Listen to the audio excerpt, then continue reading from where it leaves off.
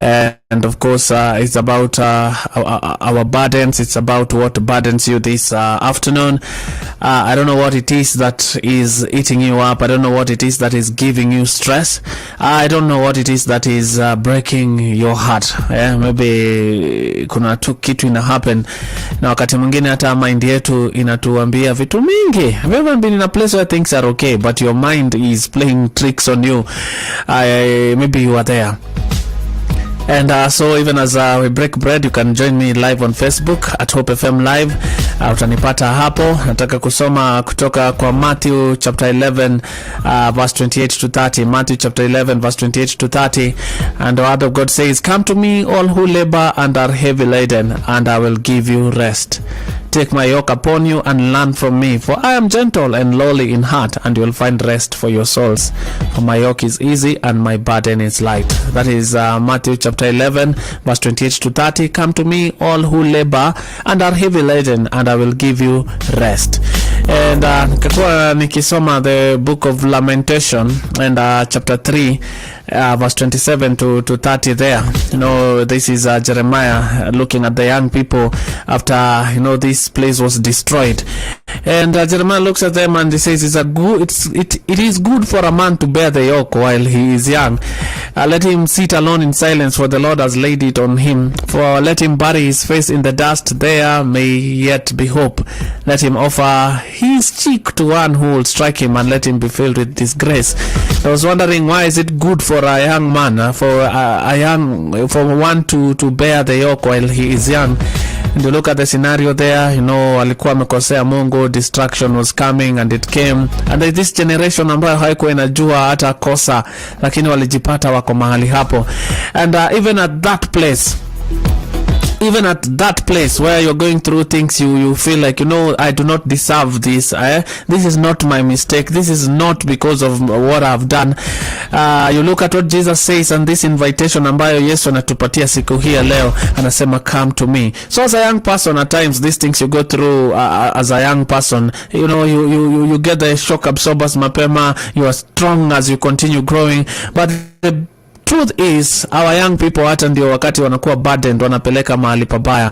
I'm talking of watu wanapeleka kwa madawa ya kulevya. I've seen prayer request here coming, ombea huyu awache pombe, awache madawa. You ask who the source of why they are going there. There's something that is burdening them. Kuna kitu kigumu sana rohoni mwao.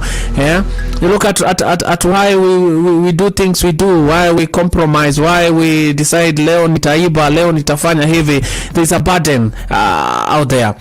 In us, and Christ says, come to me. And asemi come to me baba, come to me mama, anasema come to me all who labor and are heavy laden, and I will give you rest.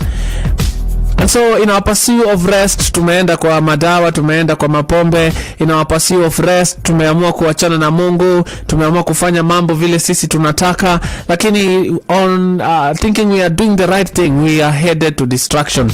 Kichwa ni kama tunaingiza kwa guillotine, takatutucha. Na ni hivyo.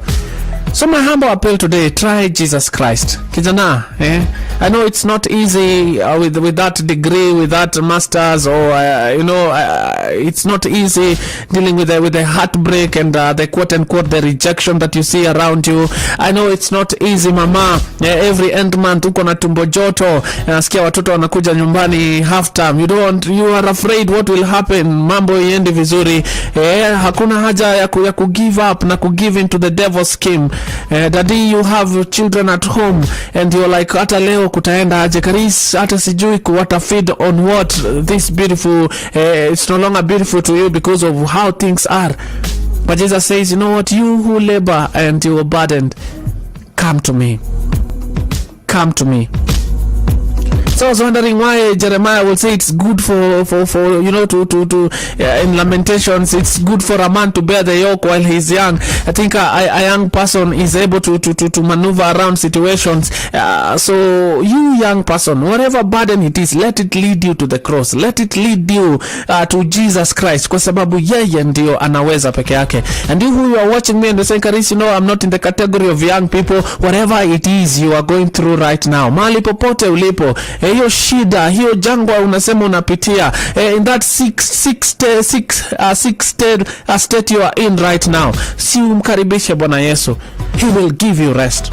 Hakuna rest kwa marafiki, hakuna rest kwa madawa ya kulevya, hakuna rest kwa mapombe, hakuna rest kwa, some of us saying we are in heartbreak, sasa wacha ikae, now you've become loose, anybody anakuja, sawa, and all these things. Hakuna rest kwa such an attitude. There's only rest in Jesus Christ, because the rest you want, only He can give you.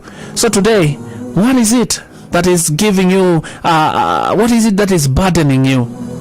What is it that is stressing you? What is it that is giving you, a heavy, hard time? What is it that makes you cry every day, jioni, asubuhi? Have you tried Jesus Christ? Come to me, all who labor and are heavy laden, and I will give you rest. Let's take it to the Lord in prayer. Let's take it to the Lord. Let's hang in there. Let's look at Him as our source of hope, our source of strength, our source of everything, because that is who He is. Yeye ni kila kitu. Yeye ni kila kitu. So wapo kuna gumu lolote na wewe wajua, na unapanga hii nitafanya hivyo. Wengine watu wanasema sasa mali nimefika nitajiua. Hapana. Hapana. Mpe Bwana Yesu. Ni mwaliko. It's an open invitation. Hii si barua imetumiwa wazee wa kanisa ama imetumiwa youth chairperson ama imetumiwa pastor ama imetumiwa bishop pekee. Hii ni mwaliko. Barua ya mwaliko imetumiwa kila mtu. All of us that are we have a burden that we labor and are burdened. Let's take it to the Lord in prayers. There is rest. Take every burden to Him. There is rest. Ana uwezo na anaweza. Ametutendea. Mimi nakaa hapa nimewaambia mambo yangu sana. Hata mimi burden zangu na frustration zangu kuna msimu nilizipeleka kwa pombe, lakini nakwambia the right place to take our burdens ni mahali Mungu yupo. Hata frustration ambayo uko nayo saa hizi na stress ambayo uko nayo saa hizi na wengine wetu ugumu ambao tuko nao kwa roho zetu, mpelekee Bwana Yesu. Mpelekee Bwana Yesu. He will give you rest. That biashara inaenda mrama, nasema sasa nitafanya nini? Wacha nifanye kama wengine, wacha nianze kuibia wengine and stuff like that. Na wengine wanaongeza bei, wengine wanachukulia advantage wengine. Hapana, you are not of that caliber. You know what? You take it to the Lord in prayer. Take every burden. Mwaliko ni wa all. Underline the word all there in that verse. All, you included. Come to me. Kujeni kwangu. Wote mliolemewa na mizigo mizito nitawapa pumzisho. Oh my. See, we do that. Do that. Before useme sasa nitakunywa sumu ama nitafanya hivi, before ujiite mimi ni useless, mimi sipendui, sipendeki, mimi sipendezi and all these things, before useme Mungu uliniacha, Mungu umebagua, jua kwamba suluhisho liko kwa Yesu pekee, na amekuita siku ya leo. Come to me. Come to me. All, I say all, who labor and are heavy laden, and I will give you rest. That is a Switch devotion this afternoon. You can share that live with your friends.